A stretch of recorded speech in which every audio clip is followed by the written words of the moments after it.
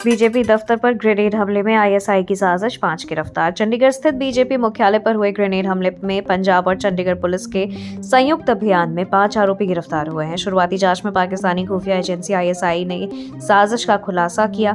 पुर्तगाल और जर्मनी में बैठे विदेशी हैंडलर्स की पहचान हो चुकी है। डीजीपी गौरव यादव के अनुसार हमले के 2 मुख्य आरोपियों की तलाश में छापेमारी जारी है। आपने राघव चड्ढा को डिप्टी लीडर पद से हटाया, बीजेपी बोली केजरीवाल डरे हुए हैं। आम आदमी पार्टी ने राज्यसभा सांसद राघव चड्ढा को डिप्टी लीडर पद से हटा दिया और सांसद सचिवालय को उन्हें बोलने से रोकने का पत्र लिखा है। दिल्ली बीजेपी अध्यक्ष वीरेंद्र सचदेवा ने इसे अलोकतांत्रिक बताते हुए केजरीवाल पर निशाना साधा। राघव चड्ढा ने पोस्ट कर हर झूठ का पर्दाफाश करने की चेतावनी दी। पंजाब बीजेपी नेता बाजवा ने चड्ढा को बीजेपी में आने का न्योता दिया। केरल में 63 साल के कम्युनिस्ट ने राहुल के साथ थामा हाथ, विजयन की बड़ी मुश्किलें। केरल में सीपीआईएम के वरिष्ठ नेता जी सुधाकरन ने 63 साल पुरानी पार्टी से बगावत कर राहुल गांधी के साथ मंच साझा किया। अलप्पुझा से निर्दलीय चुनाव लड़ रहे सुधाकरन को यूडीएफ का समर्थन मिल गया है। राहुल ने कहा कि वामपंथ अपनी विचारधारा खो चुका है। इस राजनीतिक उलटफेर ने वामगढ़ मानी जाने वाली अलप्पुझा सीट को रोमांचक बना दिया है।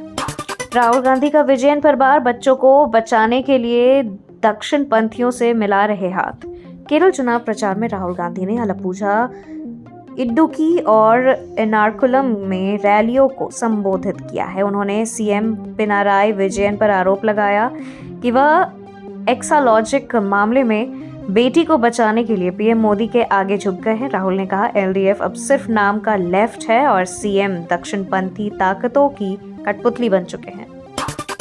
ममता बोली बीजेपी को रोकना है तो एकजुट हो जाओ, वरना एनआरसी और डिटेंशन कैंप आएंगे। पश्चिम बंगाल सीएम ममता बनर्जी ने मालदा में मणिकचक रैली में बीजेपी पर जमकर हमला बोला। उन्होंने बीजेपी कांग्रेस के बीच गुप्त समझौते का आरोप लगाया और कहा कि एनआरसी लागू होने पर डिटेंशन कैंप बनेंगे। ममता ने मतदाताओं से तृणमूल को ही वोट देने की अपील की।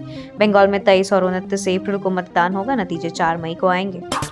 जस्टिस नागरत्ना बोली चुनाव आयोग को सीएजी को राजनीतिक दबाव से बचाना जरूरी। सुप्रीम कोर्ट की न्यायाधीश जस्टिस बीवी नागरत्ना ने पटना में कहा कि चुनाव आयोग और सीएजी जैसी संवैधानिक संस्थाओं को स्वतंत्रता लोकतंत्र की नींव होती है। उन्होंने चेताया कि राजनीतिक दबाव बढ़ने से सत्ता संतुलन बिगड़ सकता है और लोकतंत्र की विश्वसनीयता खतरे में पड़ सकती है। शशि थरूर के काफिले पर हमला, गनमैन घायल, बोले प्रचार नहीं रुकेगा। कांग्रेस सांसद शशि थरूर के काफिले पर केरल के वांडूर में शुक्रवार शाम हमला हुआ।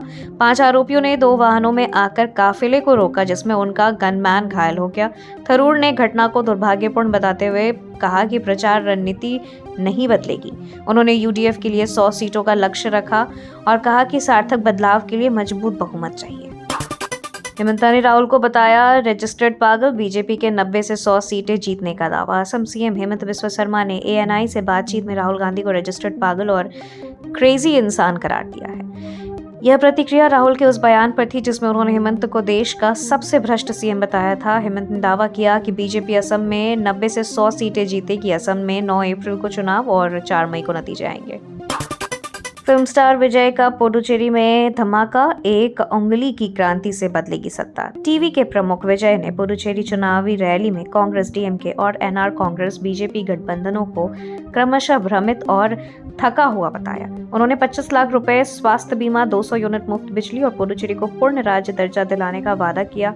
विजय ने सत्ता में आने के 6 महीने के अंदर स्थानीय निकाय चुनाव कराने का भी आश्वासन दिया है। बीजेपी का दाव, राघव चड्ढा आप छोड़ो, बीजेपी में आओ। पंजाब बीजेपी नेता फतेह जंग बाजवा ने कहा कि अगर राघव चड्ढा राजनीतिक रूप से आगे बढ़ना चाहते हैं तो बीजेपी में शामिल हो सकते हैं। आप और चड्ढा के बीच बढ़ती खाई का बीजेपी ने खुलकर फायदा उठाने की कोशिश की। आप नेताओं ने चड्ढा की वफादारी पर सवाल उठाए, जबकि चड्ढा ने सोशल मीडिया पर पलटवार करते हुए सच सामने लाने की बात कही है।